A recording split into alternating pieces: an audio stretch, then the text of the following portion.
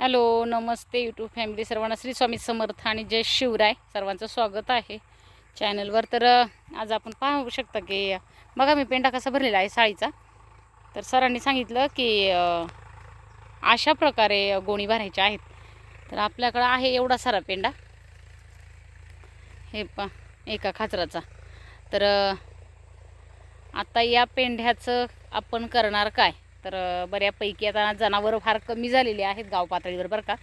मोजक्या ठिकाणी जनावरं राहिलेली आहेत, कारण जनावरं सांभाळायला शेतकरी म्हणतो परवडत नाही, कारण आमच्याकडे पाणी सोर्स नसल्यामुळे शेतकरी हा मजुरीला जास्त प्राधान्य देतो। त्याच्यामुळे मग जनावरं सांभाळणं, त्यांची काळजी घेणं, त्यांचा चारा सांभाळणं ते काही त्यांना परवडत नाही आहे। मस्तपैकी रोजाने जाणं आणि त्यावर त्यांचा उदरनिर्वाह बऱ्यापैकी होतो आणि साधने जवळपास आहे, त्याच्यामुळे त्यांना ते परवडलेलं आहे। तर मग आता आपण काय करतो, हा पेंडा ही जी पेंडी आहे या पेंडीप्रमाणे त्यांचं बघून ते लोक ठरवतात ज्या मालकाला घ्यायचं आहे ते। सध्या मला वाटतं 5 रुपये दराने ती पेंडी चाललेली आहे आमच्याकडे, त्याला पावळी असं म्हणतात। तर अशी एक पावळी, मग ते काय भरेल ते काउंट करतात आणि त्याप्रमाणे आपल्याला ते पेमेंट करून टाकतात। तर अजून काही ते लोक आलेले नाही आहेत लगेच, फार निवांत येतात ते एक मेच्या दरम्यान, जून पण नाही पण मेच्या दरम्यान, कारण जूनला ह्या गोष्टी सगळ्या लपवायच्या असतात, पावसापासून संरक्षण करायचं असतं, त्याच्यामुळे मग त्या आम्हाला पटकन आतमध्ये न्यायचे असतात। त्याच्यामुळे मग मेपर्यंत ते लोक येतात आणि मग इथेच आमचं व्यवहार ठरतो आणि इथेच जशी गाडीच्या सुविधा असेल किंवा कसं ते माणसं वगैरे घेऊन येतात आणि मग ते त्यांच्या पद्धतीने ते व्हायचं काम करतात। तर आता आपल्या पेंड्याला मात्र 3 वर्ष झाले पुतण्याचा आहे, त्याने छान सहकार्य केलेलं आहे। मी काय करते की त्याला सरळ हा पेंडा देऊन टाकते आणि मग तो मला शेणखत देतो। आणि बघू शकता आपण अलीकडच्या खाचरात आहोत, आपलं खाचर आहे या बाजूला। तर मग ह्या खाचरामध्ये आपण दरवर्षी शेणखत टाकत असतो आणि सेंद्रिय असा तांदूळ आपल्याकडे तयार होत असतो।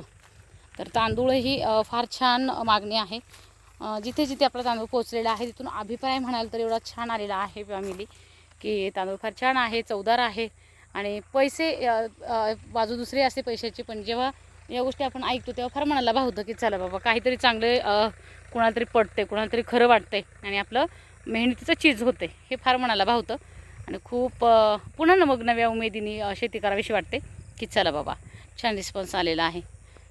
तर मग सेंद्रियवर जास्त जोर दिलेला जातो। आता तिकडे पलीकडे चाललेला आहे ट्रॅक्टर, तर आपल्यालाही ट्रॅक्टर लावायचं आहे बरं का फॅमिली, पण इथे थोडंसं ओलसर आहे अजूनही, बघू शकता आपण की फार ओलसर आहे, ट्रॅक्टर चालणार नाही। तर मग आता त्याला म्हटलं तिथे आलंच आहे, तर त्यांनी लावलेली आहे फन्नी आणि आपल्याला लावायचं आहे रोटर। मला थोडासा गहू पेरणी करायची आहे। बरेच लोक म्हणतात की जंगली जनावर फार त्रास देत आहेत, पण डेअरिंग करणार आहे मी। 5 किलो जास्त नाही, पण 5 ते 10 किलोचं होतं खरं तर टार्गेट, पण आपण 5च किलो टाकतो। चला 5 किलो टाकूया असं चाललेलं आहे। त्याच्यामुळे त्याला म्हटलं मला रोटर करून दे, बघूया आता ट्रॅक्टरवाला काय म्हणतोय ते। त्याचं तेवढं झालं की त्याला सांगितलं इकडचंही खाचर बघून जा, आणि अशा सगळ्या गोष्टी चाललेल्या असतात। इकडे आहे विहीर, तर विहीर बांधलेली नाही आणि तिथे खूप मोठा साप असल्यामुळे मी काही तिकडे एकटे जात नाही, सोबत असले की मग जाते आणि त्यांनी सरळ सरळ